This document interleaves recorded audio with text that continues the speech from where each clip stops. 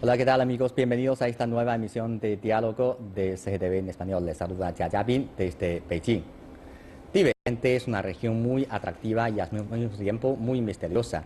Situada en el oeste de China, esta región cuenta con una historia y una cultura muy particulares.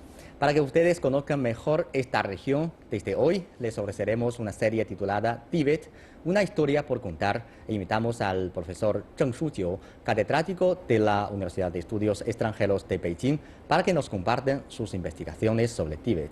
Hola, profesor. Hola. Bienvenido a Diálogo. Gracias. Bueno, profesor, todos sabemos que usted es un experto en la lengua y la literatura hispanoamericana, pero mucha gente todavía no conoce que usted también es un conocedor del Tíbet. ¿Por qué, desde cuándo usted comenzó a investigar el Tíbet y qué le motivó a hacerlo? En cuanto al interés por el tema del Tíbet, ya puede orientarse o remontarse hacia el año 1965, cuando estaba en el colegio. Entonces fuimos a hacer una visita a una exposición. Si no mal me acuerdo, aquel año fue precisamente el mismo año cuando se fundó la región autónoma del Tíbet. Bueno, en esa exposición podemos ver una cantidad de cosas, tales como instrumentos de tortura, como esposa, grillete y otras cosas, para torturar a los esclavos y siervos de aquel entonces. Pues, por otra parte, tú sabes que el día 14 de marzo del 2008 ocurrió un incidente en Lhasa, en Tíbet, en que hubo disturbios y acciones muy violentas. En ese momento, mi esposa y yo estábamos trabajando como lectores de chino en Monterrey, una ciudad de México, y nuestros alumnos querían tener conocimientos acerca de Tíbet. Me invitaron a dar una conferencia.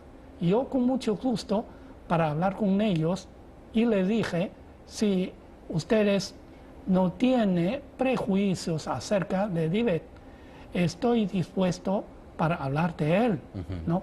Así que di una conferencia a mis alumnos acerca de Tíbet.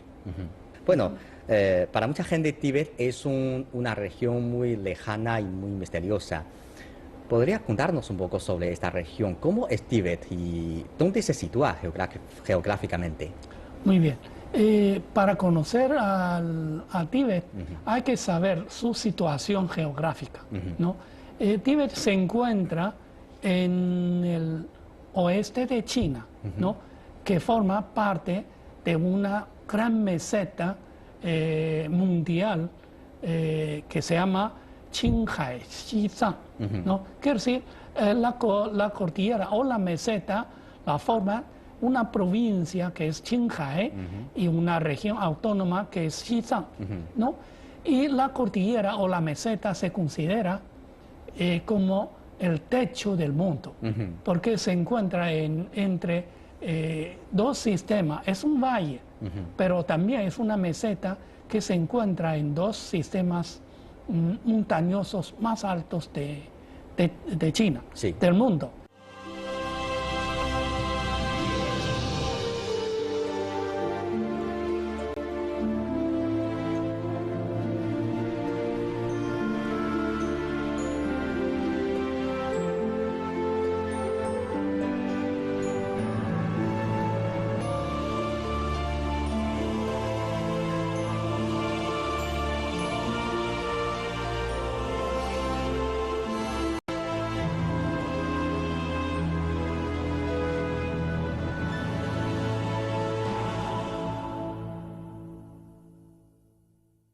Entonces, todos sabemos que la formación del pueblo chino es un proceso de integración e intercambio interétnico de la nación. ¿Desde cuándo comenzó ese intercambio entre la zona tibetana y las zonas interiores de China. ¿Y podría explicarnos un poco sobre ese comienzo? Es que antes de Jesucristo, en esta zona, que es en Tíbet, ya se encontraban clubes o tribus primitivos que viven y también que tenían intercambios o contactos con las zonas interiores de China, ¿no?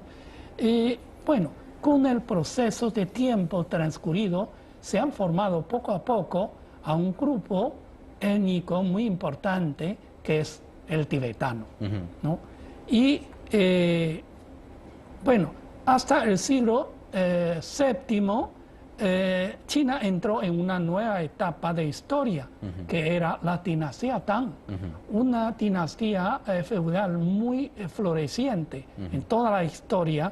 Bueno, la dinastía abarca entre el año 619, 18 hasta 907, que duró casi 3 siglos, ¿no? Bueno, estableciendo un gran imperio unificado en ese momento, en esa época, y se acabó de esa forma una situación de disturbios y de fragmentación en China también durante más de 3 siglos. Al mismo tiempo,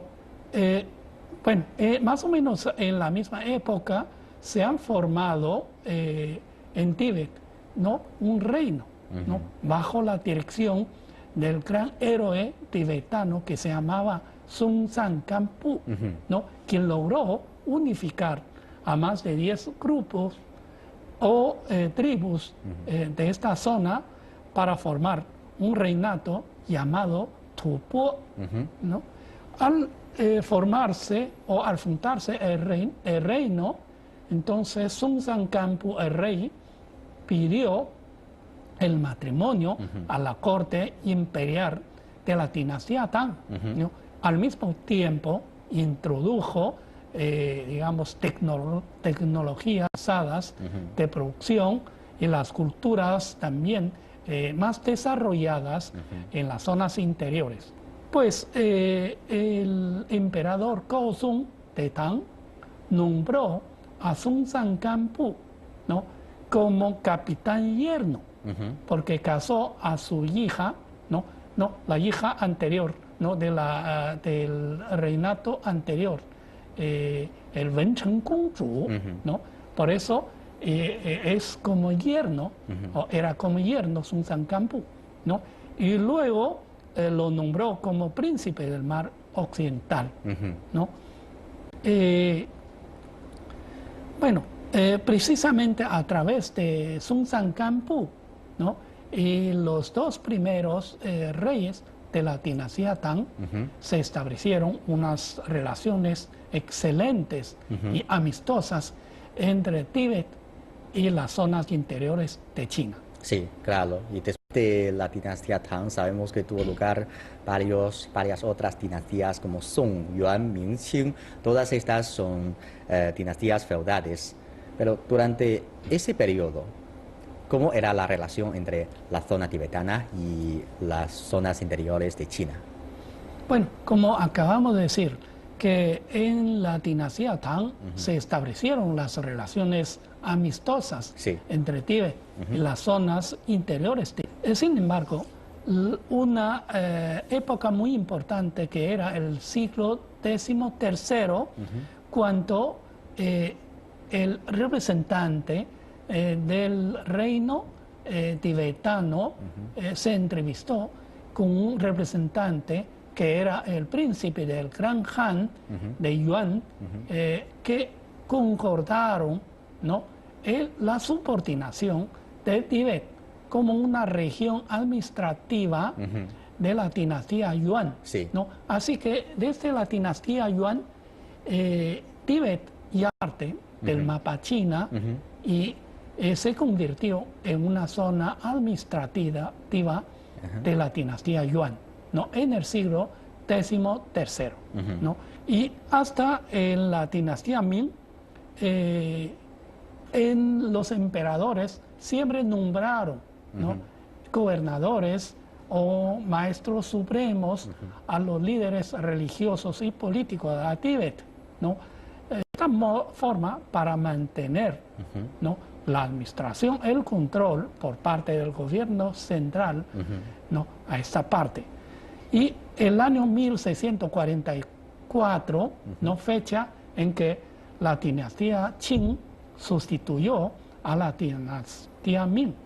Pero la dinastía Qing es una dinastía no de los Han, sino de los manchúes. Sí. Pero aún así sigue siendo la misma administración sobre Tíbet, ¿no?, mandando gobernadores y estableciendo o definiendo, ¿no?, digamos, la división de superficie entre Tíbet y sus provincias vecinas, como el de Yunnan, ¿no?, la Sichuan y Qinghai, ¿no?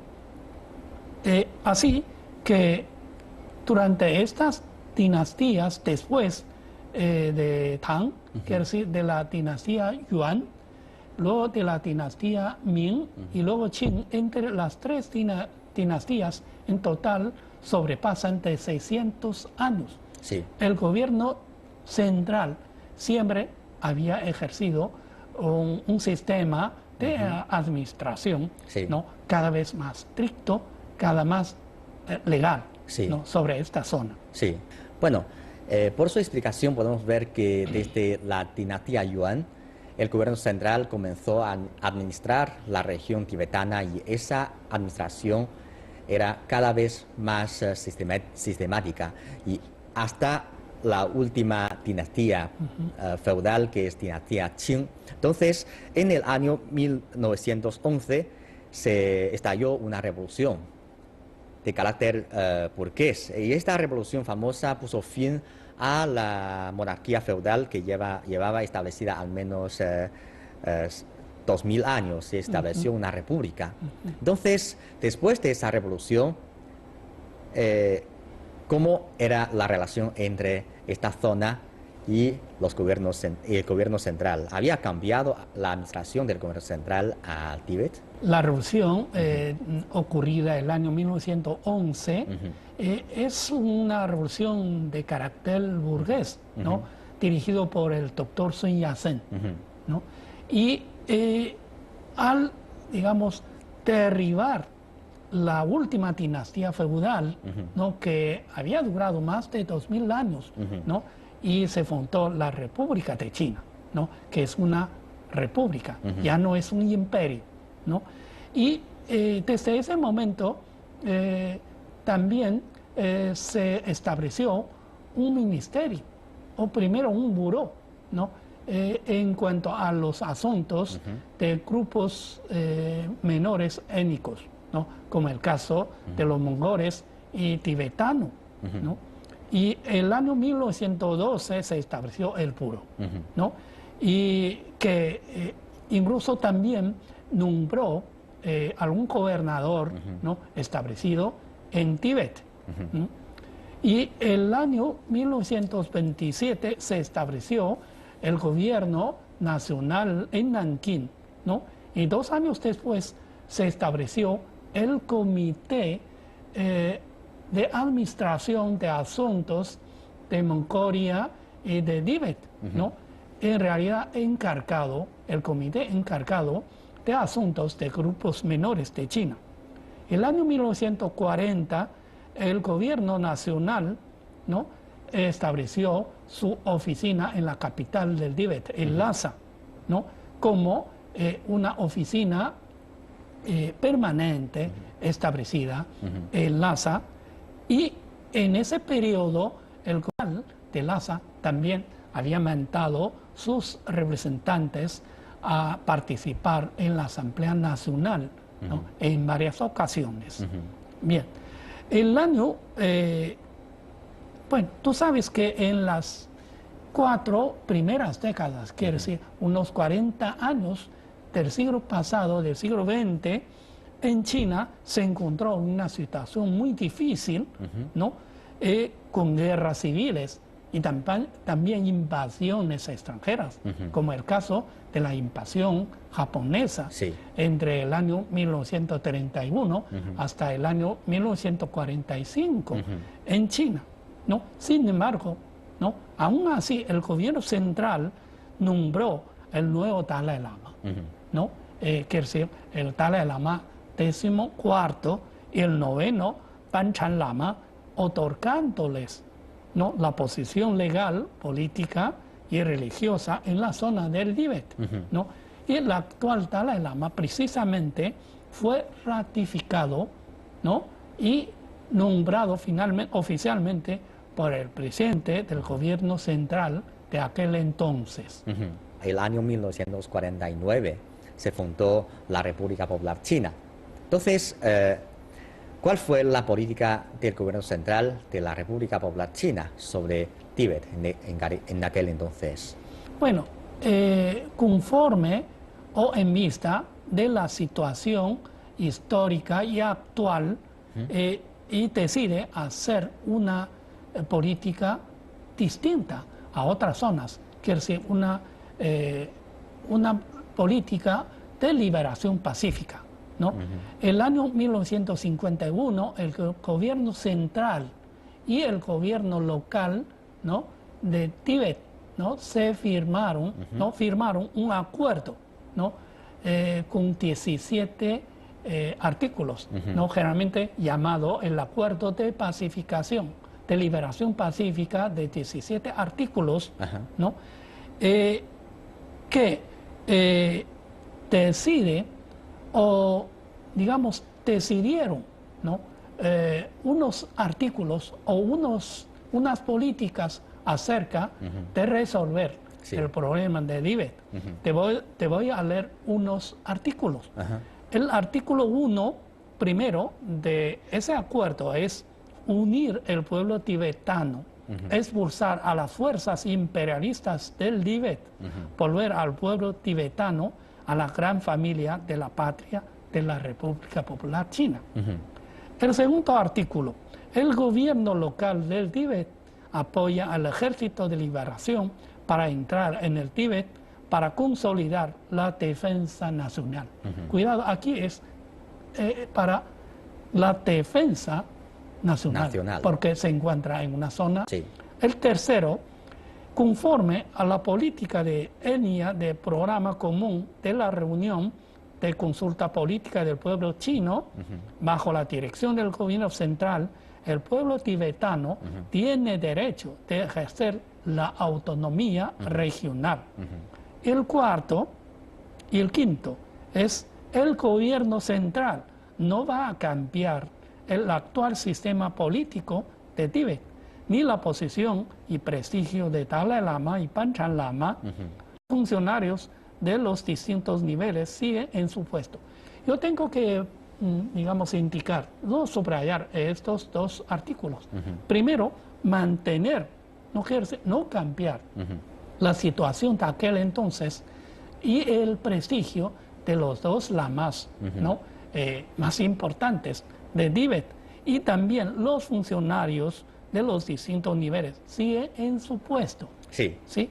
Y el séptimo, que es también muy importante, se aplica la política de libertad de creencias religiosas, respetar la creencia religiosa y costumbres, proteger los templos, cuyos ingresos no van a cambiar.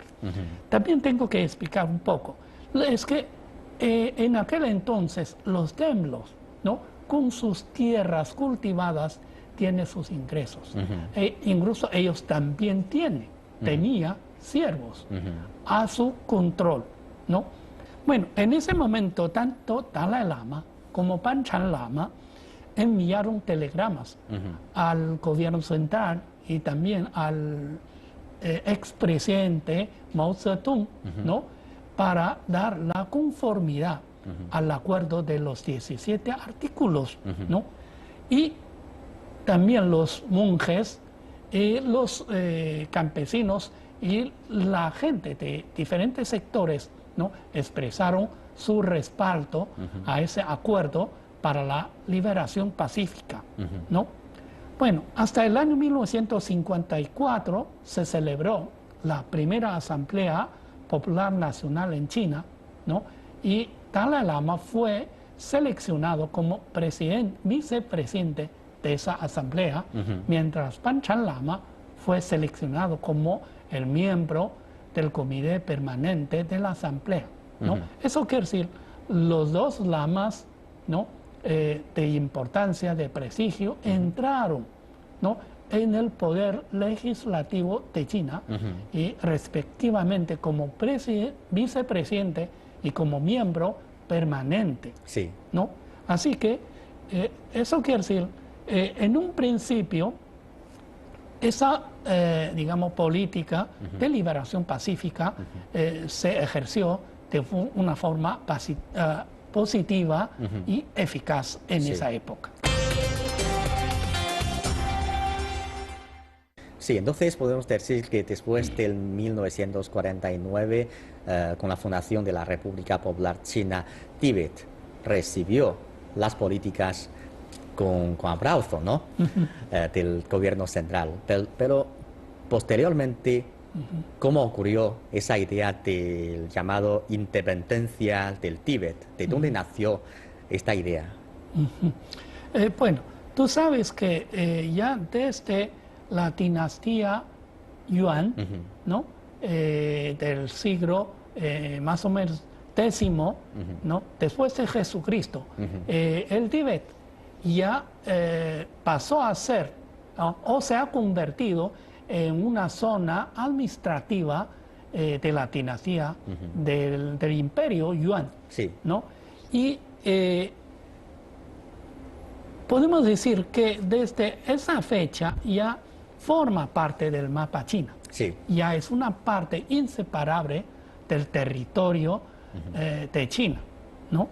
Sin embargo, el año 1840 estalló la primera guerra de opio entre China e Inglaterra. Sí. Y fracasamos, ¿no? Y fracasamos.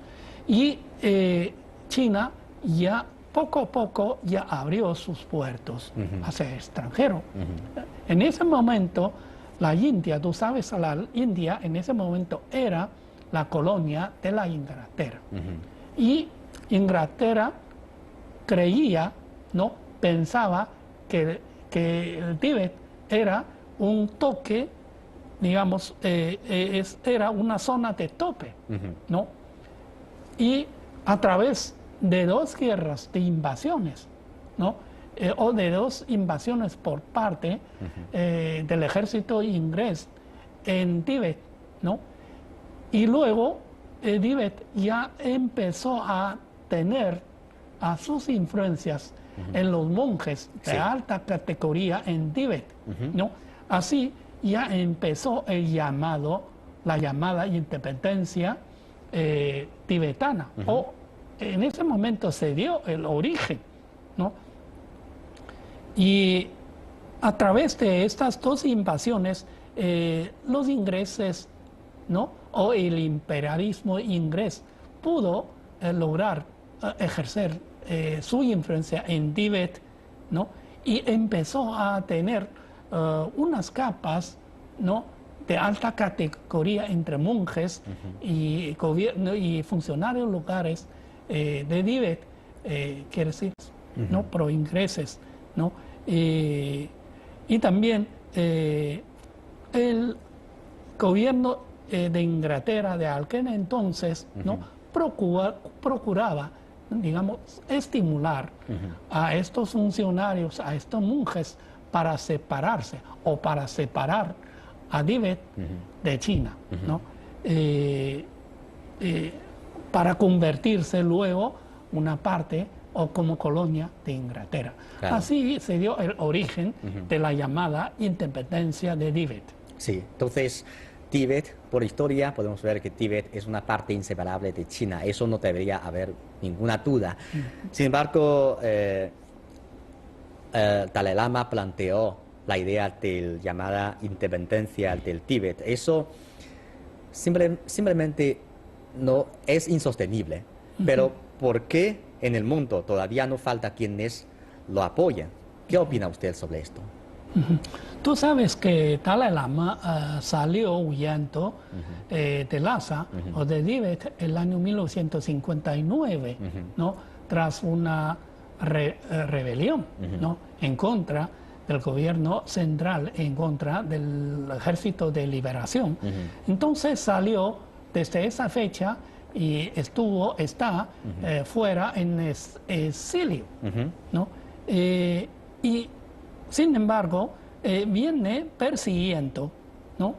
El objetivo político de la independencia tibetana, ¿no? La llamada independencia del Tíbet, ¿no?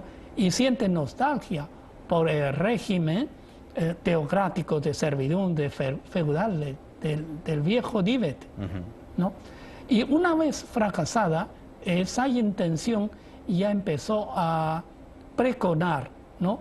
El camino intermedio, el camino intermedio en estos años.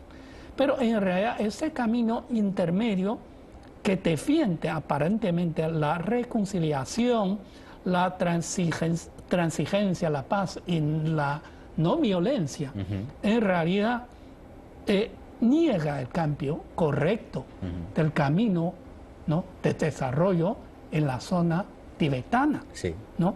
Y también intenta establecer en ese territorio, del territorio de China, un estado dentro del estado, ¿no? Denominado por la camarilla dirigida por Dalai Lama XIV, ¿no? Acerca de la autonomía a alto grado, también planteado por Dalai Lama, ¿no? Declara en realidad la necesidad al medio de un país con dos sistemas. ¿Sí? Y en la actualidad suele haber fuerzas políticas, ¿no? Antichinas en el mundo, ¿no? Que procuran de la gran familia. Para ello se esfuerzan en pregonar la llamada independencia de Tíbet, ¿no? Un gran político chino, ¿no? El fallecido, el difunto señor Deng Xiaoping, en su entrevista con el presidente del gobierno británico, la señora Thatcher, ¿no? Le dijo que la soberanía nunca se puede negociar, ¿no? Y a veces yo, al hablar con los amigos, con algunos españoles, ¿no? Siempre me hacían la misma pregunta. Chang, ¿ustedes por qué no dejan separarse o independizarse de Tíbet? Y yo también les hago la misma pregunta, una pregunta similar. ¿Ustedes por qué no dejan separarse o independizarse al País Vasco? ¿No? Claro. ¿No? Es que en chino tenemos un dicho, ¿no? Lo que a uno no le gusta o lo que a uno no le encanta, trata de no imponérselo a otra gente. Claro. No, yo digo que eso es muy importante, ¿no? Que la soberanía nunca se puede negociar. Claro, eso no solo es importante para China, sino para ningún país. El tema de la soberanía no es para negociar. Bueno, gracias, profesor, por su excelente análisis y explicación, por la cual podemos conocer mejor sobre la historia y la evolución del Tíbet. Muchas gracias. Gracias a usted. La cultura tibetana está caracterizada por la gran influencia que deja el budismo tibetano en la región. En la próxima emisión de la serie vamos a acercarnos a la creencia de los tibetanos. Y con esto terminamos esta emisión. Gracias por sintonizarnos. Hasta la próxima.